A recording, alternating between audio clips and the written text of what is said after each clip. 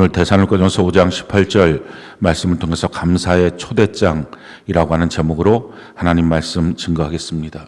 우리 하나님은 참 좋으신 하나님입니다. 우리의 삶 속에 단 한 번도 해를 붙여보신 적이 없으신 하나님이십니다. 좋으신 하나님, 한 번도 우리의 인생에 해를 붙여보신 적이 없으시다. 이 신앙의 고백은 저는 저희 아버지를 통해서 배웠습니다.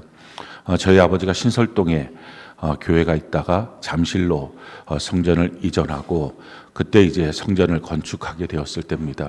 그런데 그 건설 회사가 참 지금 생각해도 못된 회사였어요. 그래갖고 그 성전 건축을 하면서 처음에 계약했던 금액하고 이 설계 변경이 전혀 안 됐는데 그러니까 위법적으로 한 거고 사실 건축에 대해 잘 모르니까 그랬겠죠. 원래 계약했던 금액의 몇 갑절로 그 금액을 청구하고 내놓으라 한 것입니다. 그러니까 도저히 교회가 그 헌금을 쌓아놓고서 있는 것이 아니니까 이렇게 할 수는 없다라고 했더니 교회 전체를 다 바리케드로 철제 바리케드로 치고 성도들이 못 들어가게 하고 그렇게 주일날 예배를 못 드리게 하는 일들이 벌어졌습니다. 아주 우악스러운 깡패들을 동원하고 그런 일들 가운데 참 험악한 토요일마다 그렇게 하는 것입니다. 평일에는 그걸 다 풀었다가 토요일 되면 주일날 이제 못 들어가게 그렇게 하는 일들을 하고 있을 때 토요일날 그 깡패들이 이제 아버지를 막 험악하게 다루고 있는 모습들을 다 성도들이 보고 그러고서 이제 저희 가족들이 다 집으로 왔을 때 저녁 식사를 하고 있는데 아버지가 그렇게 말씀을 하시는 거예요. 우리 하나님 참 좋으신 하나님이다. 한 번도 우리 인생에 해를 붙여보신 적이 없으신 분이시다. 이렇게 말씀하시더라고요. 제가 그때 대학교 다니고 있을 텐데 그때 막 울분이 일어났습니다. 지금 우리의 눈으로 지금 봤는데 어떻게 이게 좋으신 하나님이야. 우리 집 짓는 것도 아니고 하나님의 집 성전 짓는다고 하는데 어떻게 이런 식으로 대하는 것을 하나님은 살아 계신다며 어떻게 가만히 계셔. 그게 이해도 안 되고 납득도 안 됐습니다.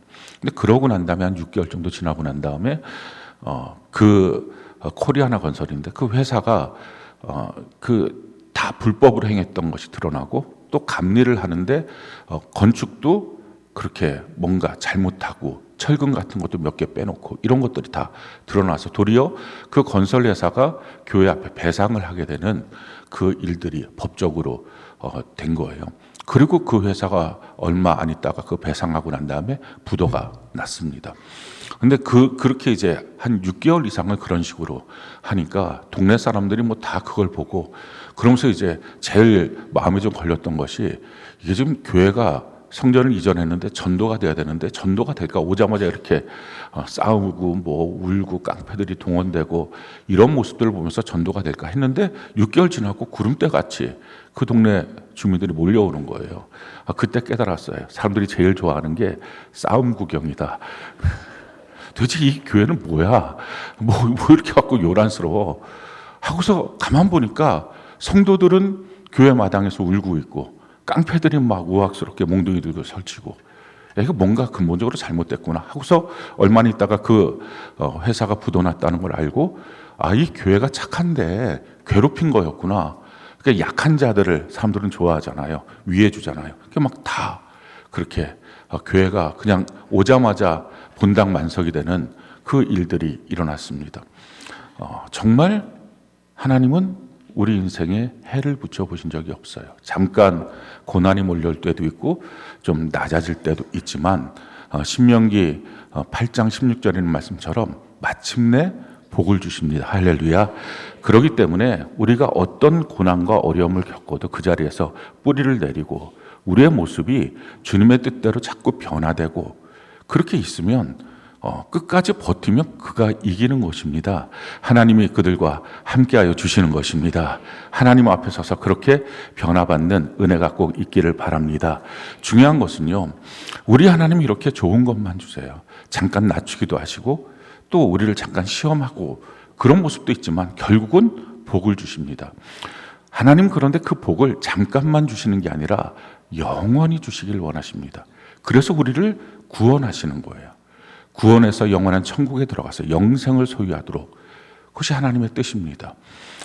우리가 구원받게 될 때에 우리의 모습은 어떤 모습입니까? 성경은 우리의 모습을 이렇게 말씀하고 있어요. 요한복음 8장 44절 같이 한번 한 목소리 한번 읽어볼까요? 시작.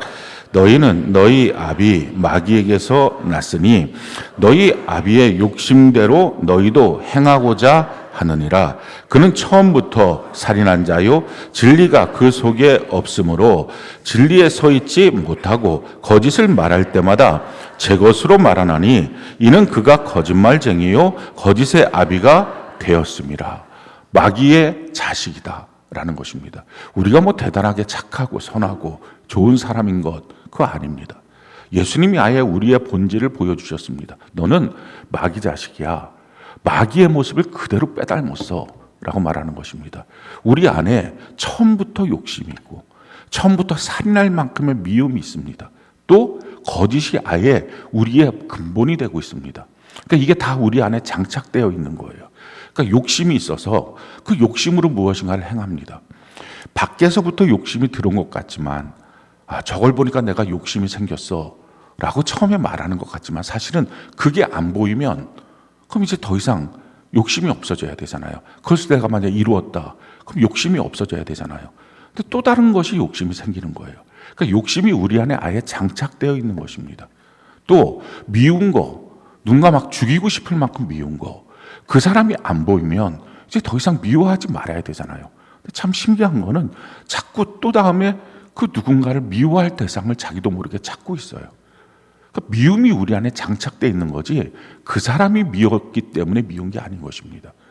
또 우리 안에 거짓과 위선, 그 어떤 사건 때문에 잠깐 거짓말을 했어요. 그게 아니라 아예 거짓이 우리 안에 우리의 본질로 되어 있습니다. 이런 우리예요. 그걸 예수님이 아예 간파하시고 너는 마귀랑 꼭 빼어 닮은 마귀 자식이야 라고 말씀하셨어요. 그런 우리가 하나님의 나라에 들어가서 하나님의 자녀로 산다는 것, 이것이 몇 번의 예배를 드려서 가능하겠어요? 말씀 몇 가지 안다는 것, 기도 몇 번 하고 봉사하고 헌금 좀 드렸다는 것, 이게 가능하겠어요? 교회 안에서 무슨 직분을 받았다 이런 걸로 이게 됩니까? 안 돼요. 근본적으로 사람은 고쳐 쓸 수 없는 것입니다. 이게 사람의 본질이에요. 왜? 전적 타락이라고 신학자들은 말하는데 마귀 자식이라서 그래요. 우리의 본성이. 그러니까 이 본성 자체가 바뀌지 않으면 안 됩니다. 이걸 그래서 뭐라고 말합니까? 나는 고쳐 쓸 존재가 아니라 죽어야 되는 존재예요. 그래서 성경은 구원을 뭐라고 말하죠? 거듭나는 거다라고 말해요. 다시 태어나는 거예요.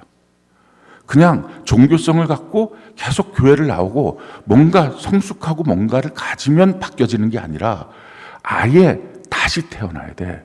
본질이 바뀌어야 돼. 라는 거예요.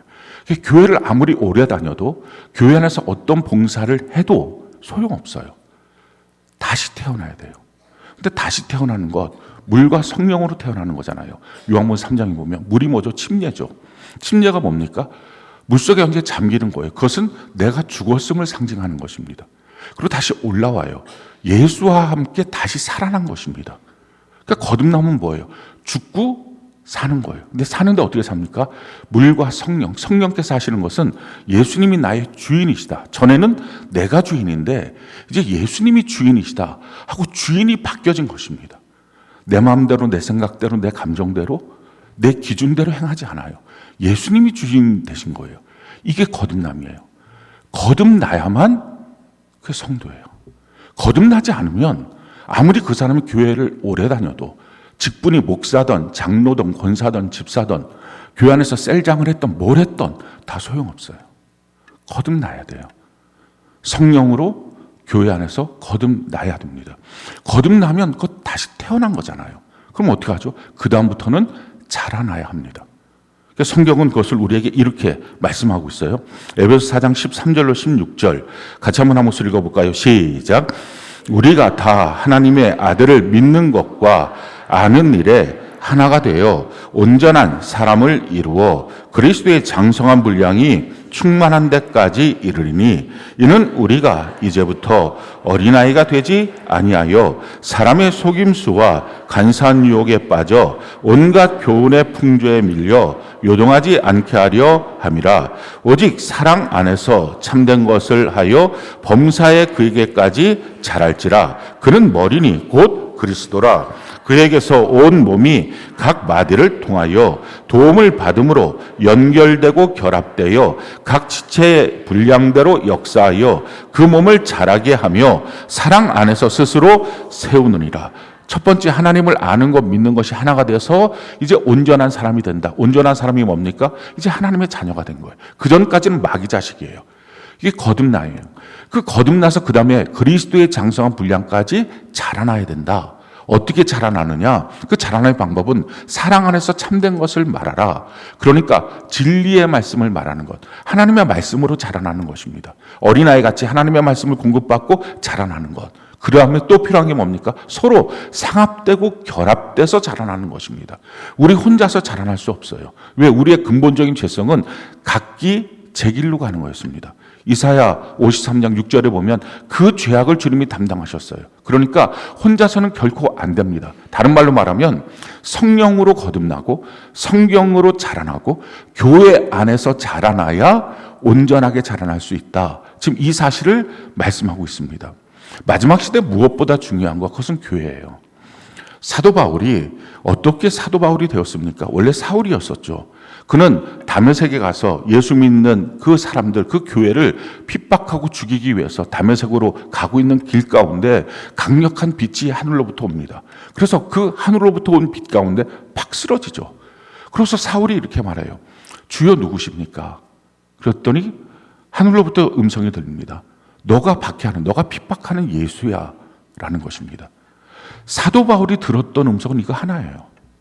그게 사도 바울 신학의 전체예요.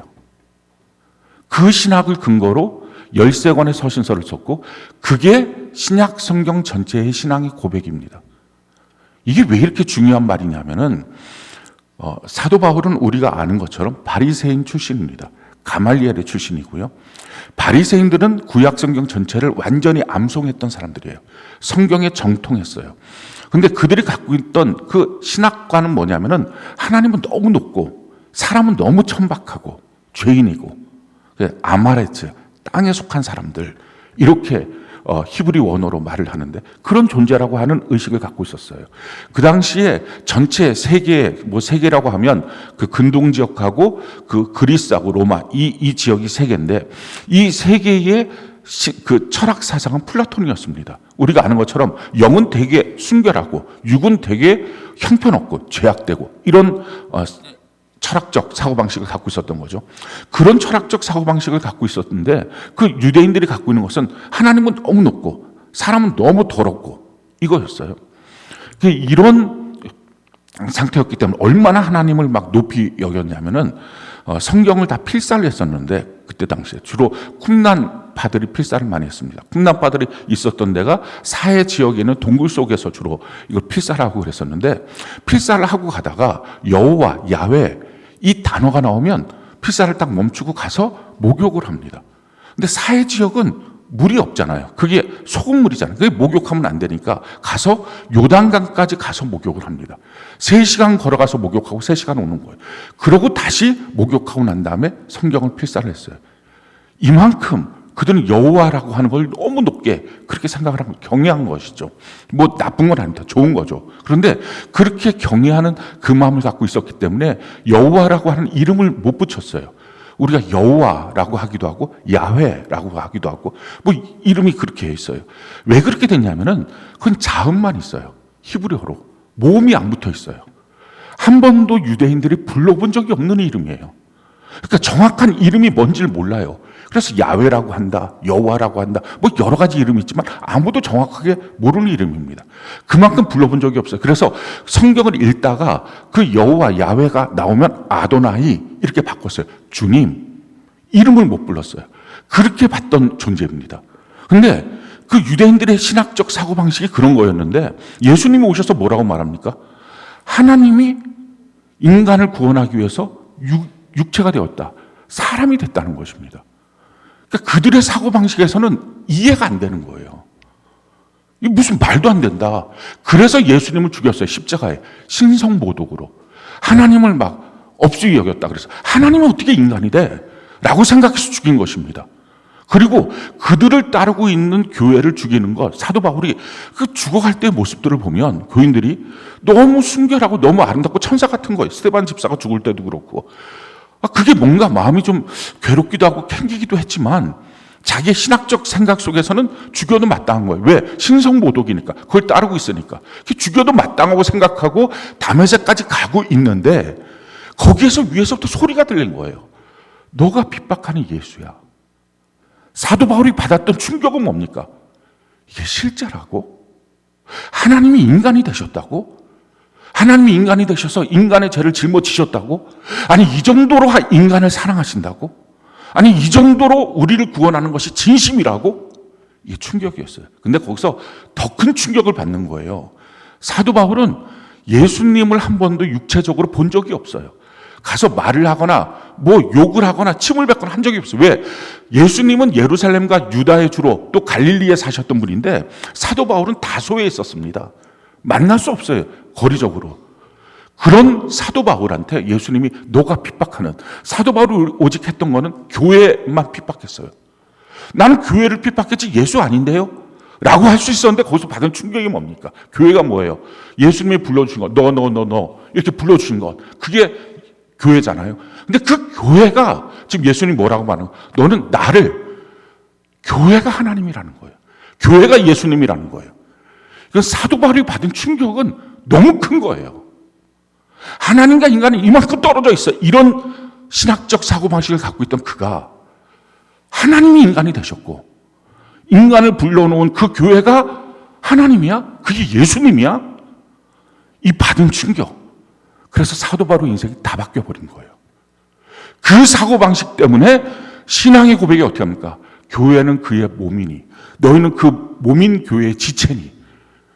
그게 신약 성경이 나온 것입니다. 그리고 나서 성경 전체를 보면 그것이 다 그 신약 성경을 갖고 있었던 그 성도들, 그 사도들의 그게 고백이었어요. 요한계시록에서 예수님 말씀하셔. 나 예수는 교회를 위하여. 이 모든 걸 쓴 거야. 예수님이 교회를 보는 가치. 나 예수는 교회를 위하여. 그러고 나서 요한계시록 1장에 보면 내가 촛대 사이에, 그게 교회잖아요. 교회 사이를 다니고 내가 주의 사다를 내 오른손에 붙잡고 일하고 있다. 2장 3장에 성령이 교회들에게 하시는 말씀을 들어라. 이게 신약 성경 전체의 생각입니다. 그런데 이것을 잘못하고 있으니까 성령의 감동이 없이 그냥 성경을 보니까 이걸 다 개인으로 받는 거예요. 내가 어떻게 받고 내가 어떻게 구원받고 개인주의로. 개인주의가 될 수가 없어요. 성령으로 성경을 보기 시작하면 이게 다 지금 교회에 대한 말씀이구나. 이 사실을 깨닫게 되는 거죠. 그 안에서 우리가 고백하는 게 뭐예요? 교회가 뭐라고요? 그게 예수님. 그러면 내가 교회를 어떻게 대하고 있는지, 내가 교회를 향한 나의 반응과 생각과 모습과 태도가 이게 예수님을 향한 것이고 이게 곧 나의 신앙이구나. 그게 아니라면 난 신앙도 없는 거구나. 이게 아주 여실히 드러나는 거예요. 신앙은 교회 앞에서 구체화가 돼요. 관념이 안 돼. 나 신앙 있어. 내 신앙 너가 어떻게 알아? 알죠.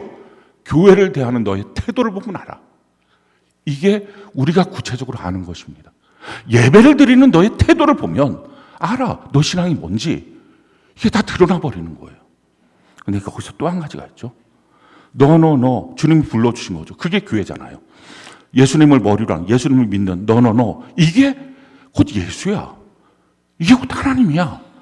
라고 하는 거예요.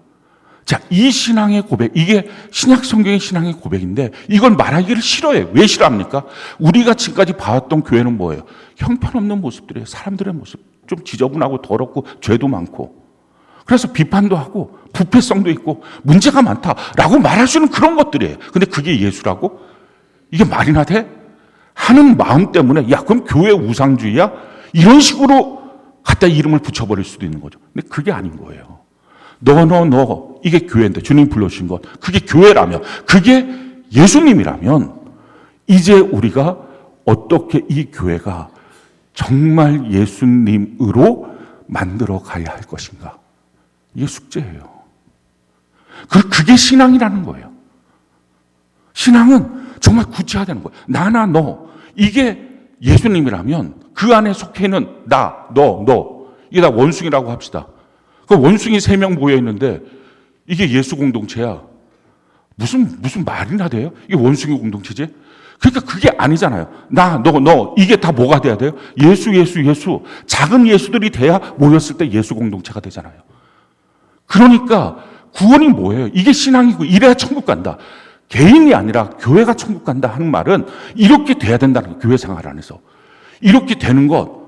이게 그래서 구원을 뭐라고 말합니까? 그리스도의 장성한 분량. 우리가 예수님 닮아야 구원받는 거야. 천국 가는 거야. 대충 교회에 와서 종교성 갖고 나 그냥 교회 와서 찬송 몇 가지 알고 내가 성경적 지식 몇 가지 알아. 이거 갖고 되는 게 아니라 너 정말 예수 닮아야 돼. 그리스도의 장성한 분량에 이르러야 돼. 이게 핵심이거든요. 이게 신앙이고 이게 천국 가는 믿음이거든요. 근데 교회 와서 그냥 예수님 앞에 구하고 뭐 복 받고 자기는 하나도 안 바뀌고 근본적으로 하나도 안 바뀌니 이게 무슨 신앙이냐는 거예요. 그것이 오늘날에 다시 한번 교회 개혁, 종교 개혁이 일어나야 될 과제가 된 것입니다. 어떻게 그게 변화되냐고요? 우리 같은 사람들이 어떻게 마귀 자식인 우리가 어떻게 하나님의 자녀처럼 바뀔 수 있냐고요?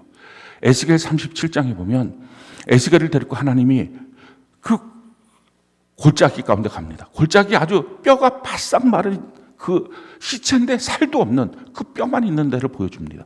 그러고 물어보십니다. 이들이 능히 살겠느냐? 어쩜 우리 같은 모습이죠. 우리가 예수님 닮을 수 있어? 이 질문일 수 있어요. 근데 에스겔이 이렇게 대답해요. 주님이 아십니다. 사랑하는 성도 여러분, 저와 여러분들이 예수님을 닮는다는 것, 아이고 뭘 닮아요? 저 사람이 예수 닮는다고요? 우리 셀이 예수님 닮는다고요? 말도 안 돼요. 아니 그렇게 하지 마십시오. 하나님이 아십니다. 할렐루야. 하나님은 할 수 있습니다. 그 고백을 갖는 거예요. 그랬더니 에스겔 37장 4절에 첫 번째 말씀이 뭡니까? 이들에게 말씀을 듣게 하라. 첫 번째가 말씀이에요. 성경 읽게 하고. 그래서 여러분들이 성경을 날마다 빠짐없이 꼬박꼬박 하나님을 대하듯이 읽으라는 거예요. 들쑥날쑥하지 말고. 아침에 읽었다, 점심에 읽었다, 저녁에 읽었다가 시간도 들쑥날쑥 그런 식으로 성경을 대하지 말고 그게 무슨 신앙이냐는 거예요. 제대로 성경 읽어라.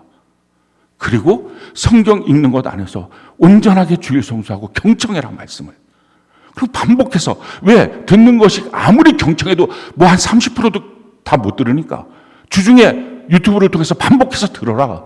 말씀 듣고 그리고 주일 성수 온전한 신앙을 해라. 첫 번째 마른 뼈 같은 그들에게도 말씀을 듣게 하라. 이게 살리는 방법이었어요. 두 번째, 그들의 대언에서 뼈와 뼈가 맞게 하고 힘줄이 돋고 살갗이 있으면 아직 생기는 아니다. 생기가 안 들어왔어요. 사람은 아니다. 그래 아직 형체가 완전히 교회답지는 못해도 서로 만나게 하라. 셀 교제하라. 셀 예배 드려라. 믿음의 얘기 써라. 서로 간에 소통하라. 아 나는 싫어. 난 소통 안 해. 그러면 안 된다는 거예요. 서로 소통하라. 이게 두 번째예요. 세 번째 뭐합니까? 생기를 명령하여 들어가게 하라. 하나님의 생기, 성령을 받도록 해야 된다. 그러니까 성경, 교회, 성령 이걸 통해서 극히 큰 군대가 되었다. 이게 하나님의 말씀이에요.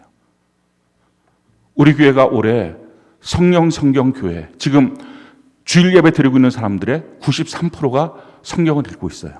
저는 그것이 너무 감사해요. 98%가 셀 예배를 드리고 있어요. 그리고 60%가 에스라 기도에 참석해서 성령을 간절하게 구하고 있어요. 다른 말로 말하면 성령 성경 교회에 구비되어 있다는 것입니다. 누구든지 진짜 마음의 진심으로 저 예수님 닮고 싶어요. 정말 교회 안에서 제가 완전히 변화되고 싶어요. 저 천국 정말 가고 싶어요. 그 마음이 있다면 누구든지 우리 교회에 와서 변화될 수 있다는 것입니다. 그게 구비됐다는 거예요. 그게 준비가 안 된 교회들이 오늘날 너무 많아요. 성경을 읽으라고 말하고 있는 교회들은 있죠. 심지어 그런 말도 안 하는 교회도 많지만 성경을 읽으라고 말하는 교회들이 있어요. 그런데 성경을 읽도록 하는 교회는 없어요. 성경 읽으라고 하면 다 좋아하죠. 아 그렇죠. 옳은 말이죠. 성경 읽어야죠. 근데 우리의 죄성과 우리의 육체의 게으름이 성경을 빠짐없이 끊임없이 하나님의 말씀으로 대하면서 읽게 됩니까? 안 읽잖아요. 그 중요한 건 뭐예요? 성경 읽으라 말하고 끝나는 게 아니라 성경을 읽도록 하는 교회가 돼야 돼요.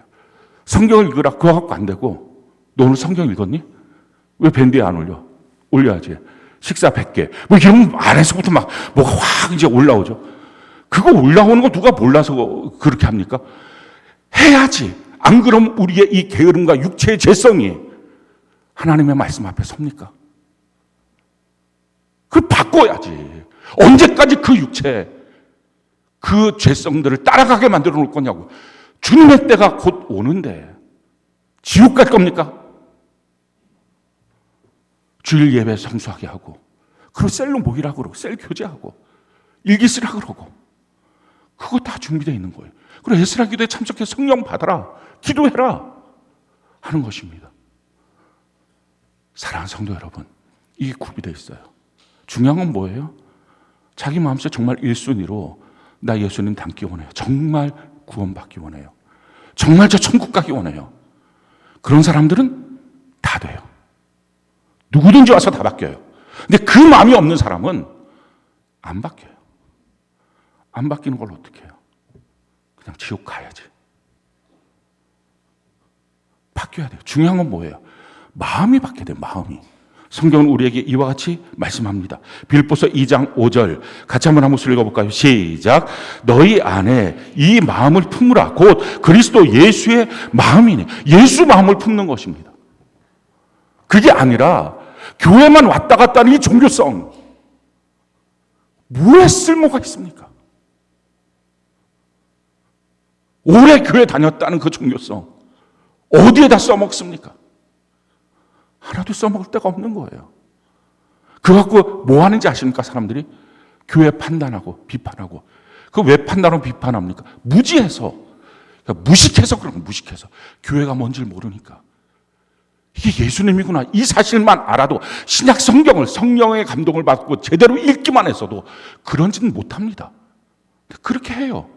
영적 리더에서 판단하고 그런 짓 못해요. 근데 그렇게 해요. 왜? 무식해서 그런 거예요. 무지해서. 근데 왜 그런 일들이 바뀌어지지 않죠?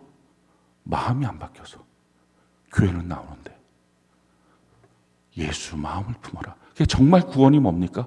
성경은 우리에게 이와 같이 말씀하죠. 베드로전서 1장 9절 같이 한번 읽어볼까요? 시작. 믿음의 결국 곧 영혼의 구원을 받음이라.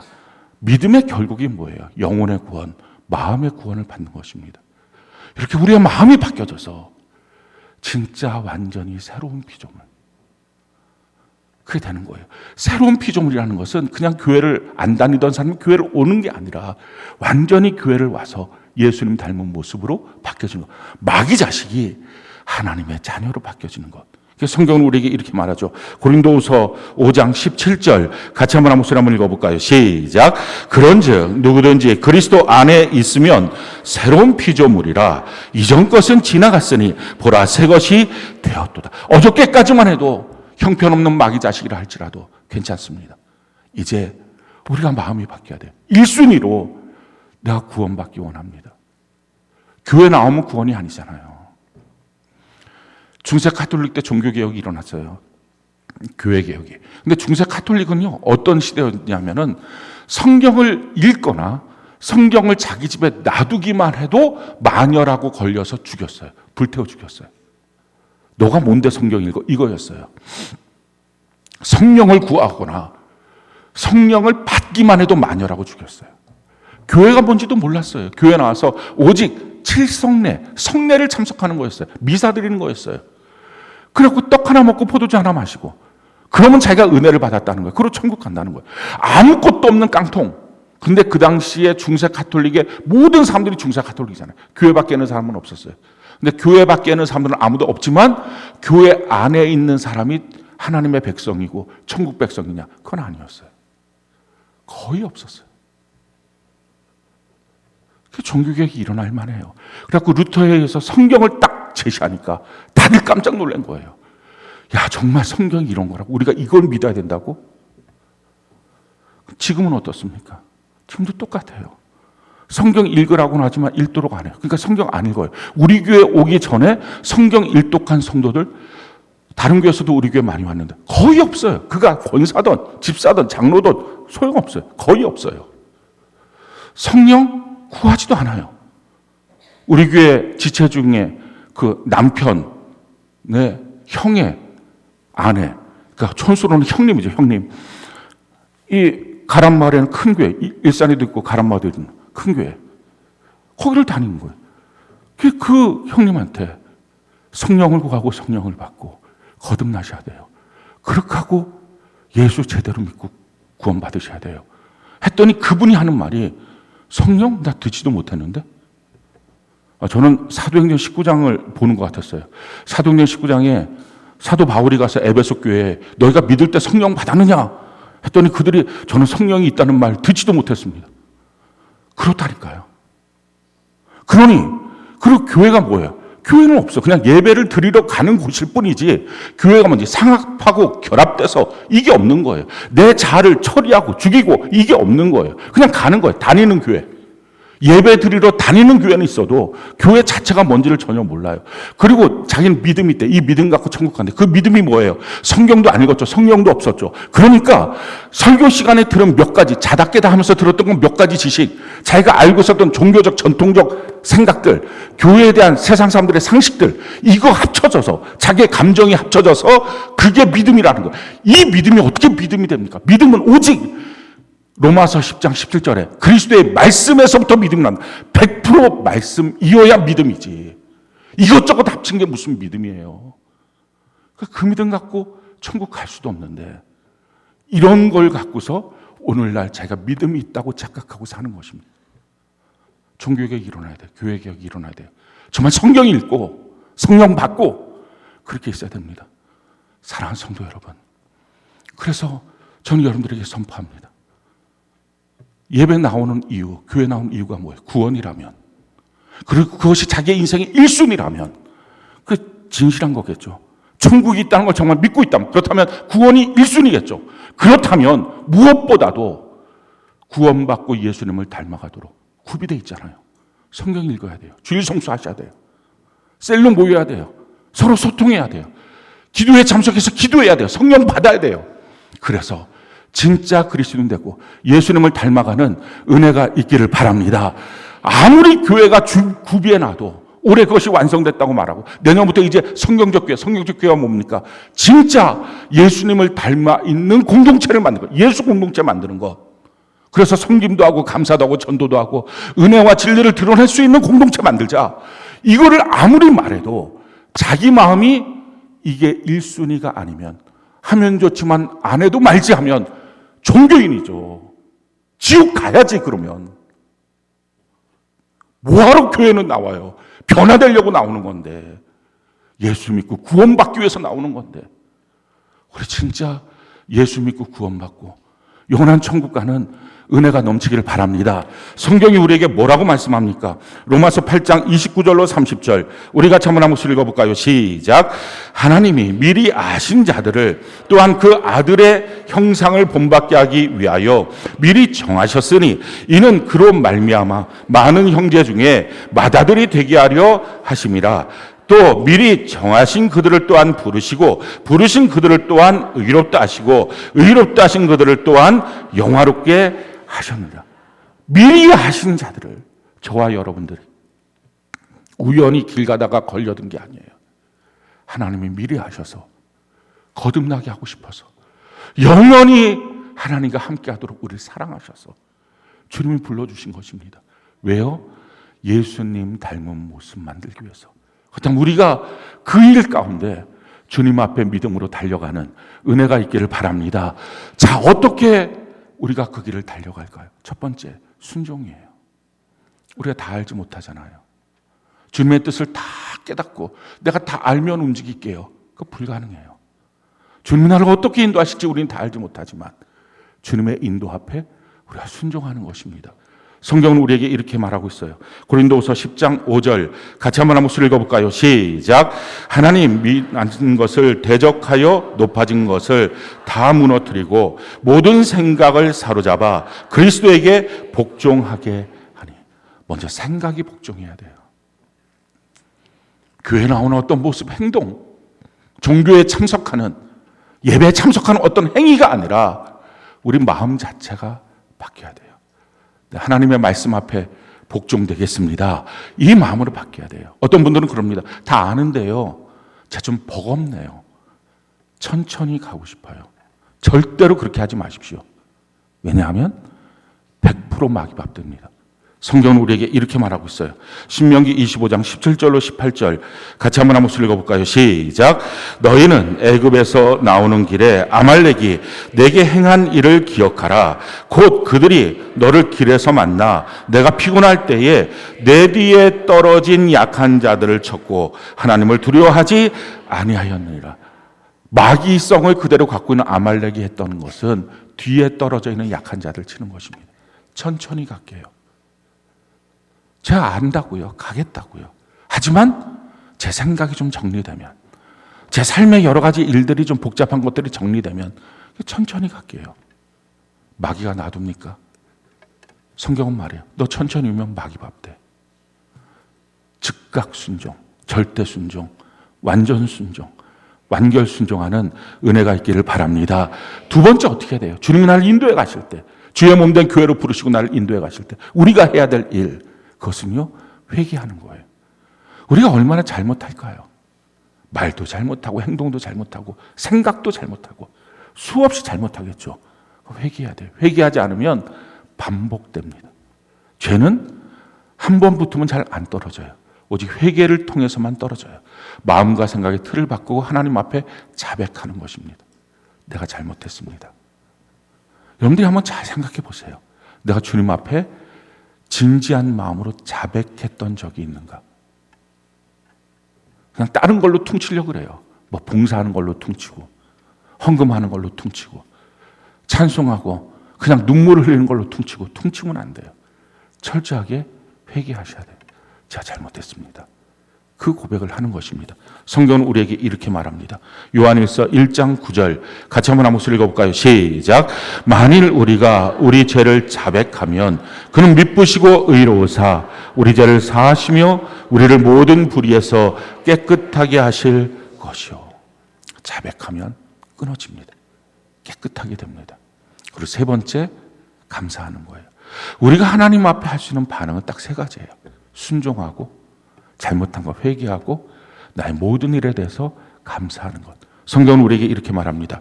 빌립보서 2장 12절로 14절 같이 한번 읽어볼까요? 시작. 그러므로 나의 사랑하는 자들아 너희가 나 있을 때뿐 아니라 더욱 지금 나 없을 때에도 항상 복종하여 두렵고 떨림으로 너희 구원을 이루라. 너희 안에서 행하시는 이는 하나님이시니 자기의 기쁘신 뜻을 위하여 너희에게 소원을 두고 행하게 하시나니 모든 일을 원망과 시비가 없이 하라. 하나님이 우리 안에서 행하십니다. 그러니까 우리 안에서 행하신 하나님 앞에 또 원망과 시비 갖지 말라. 감사하라는 것입니다. 하나님의 그 높으신 뜻 앞에 우리가 감사하는 것. 오늘 성경 본문이 뭐라고 말하죠? 우리 데살로니가전서 5장 18절 오늘 본문 말씀이죠. 같이 한번 읽어봅시다. 시작. 범사에 감사하라. 이것이 그리스도 예수 안에서 너희를 향하신 하나님의 뜻이니라. 모든 일에 감사하라. 이건 감사할 만한 일. 이거는 감사하지 못할 일. 그런 거 없다는 거예요. 모든 것 감사하라. 믿음의 선진들의 특징들은요, 감사를 선택했어요. 이게 무슨 말이냐면은 일이 다 끝나고 이거 감사할 일이네. 그럼 하나님 앞에 감사 제목 갖고 감사해야지. 그게 아니었어요. 그냥 일이 시작할 때 무조건 감사를 그냥 선택한 거예요. 다니엘이 그랬어요. 성경은 우리에게 이렇게 말합니다. 다니엘 6장 10절 같이 한번 읽어볼까요? 시작.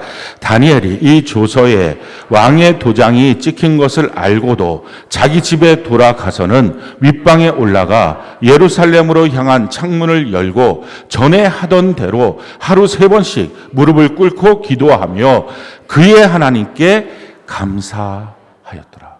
사자굴에 집어넣는다고 하는 그 조서를 보고서도 그 일이 나중에 어떻게 되는지 다니엘은 몰랐어요. 하나님께 그냥 감사를 선택해버린 거예요. 그래서 우리는 그 결론을 알아요. 그 사자굴에서 건짐받고 그 대적들이 죽게 되는 완전한 역전이 일어납니다. 감사를 하는 거예요. 감사가 뭐죠? 나를 이끌어 가신 하나님을 막 높이는 거예요. 좀 어른 앞에 칭찬이라는 말이 그렇지만 정말 칭찬하는 거예요. 막 높이는 거예요. 감사는 뭐예요? 낙심하려고 하는 나, 이걸 붙잡고 딱 굳게 서게 하는 거예요. 이게 감사예요. 범사에 감사하라. 모든 일 앞에 감사하라. 너희 안에서 행하시는 이는 하나님이시니. 할렐루야. 하나님이 계시니 그 하나님 앞에서 너가 감사해야 된다. 원망과 시비하지 말라라는 것입니다. 그렇게 감사하면 기적이 일어나요. 성경 전체를 보면 감사하면 기적이 일어났어요. 여호사밧 왕 때에 역대하 20장에 보면 모압, 암몬, 마온 족속들, 이 세 족속들이 몰려와서 이 유대 땅을 다 점령하고 자기네 땅으로 만들려고 합니다. 그 전쟁 가운데 여호사밧은 자기의 군사력으로 이길 수가 없었어요. 그래서 다 백성들을 동원해서 어린아이들까지 다 동원해서 하나님 앞에 하나님만 바라보고 그냥 울고 있어요. 하나님 어떻게 하면 좋습니까? 우리가 죽습니다. 울고 있었어요. 근데 울고 있을 때 선지자가 가서 말합니다. 이 싸움은 너희의 싸움이 아니야. 하나님이 너와 함께 하실 거야. 그 말을 듣고 힘을 얻었어요. 그래서 이렇게 고백을 해요. 역대하 20장 20절부터 23절까지 우리 같이 한번 목소리 한번 읽어볼까요? 시작. 이에 백성들이 아침에 일찍이 일어나서 드구와 들로 나가니라. 나갈 때에 여호사밧이 서서 이르되 유다와 예루살렘 주민들아 내 말을 들을지어다. 너희는 너희 하나님 여호와를 신뢰하라. 그리하면 견고히 서리라. 그의 선지자들을 신뢰하라. 그리하면 형통하리라 하고 백성과 더불어 의논하고 노래하는 자들을 택하여 거룩한 예복을 입히고 군대 앞에서 행진하며 여호와를 찬양하여 이르기를 여호와께 감사하세. 그의 인자하심이 영원하도다 하게 하셨더니 그 노래와 찬송이 시작될 때에 여호와께서 복병을 두어 유다를 치러 온 암몬 자손과 모압과 세일산 주민들을 치게 하심으로 그들이 패하였으니 곧 암몬과 모압 자손이 일어나 세일산 주민들을 쳐서 진멸하고 세일 주민들을 멸한 후에 그들이 서로 쳐 죽였더라. 자중질환이 일어나서 다 죽었어요. 어떻게 했을 때? 감사하며 찬양할 때. 전쟁 끝나고 감사한 게 아니었어요. 감사를 그냥 선택한 거예요. 신약에도 마찬가지예요.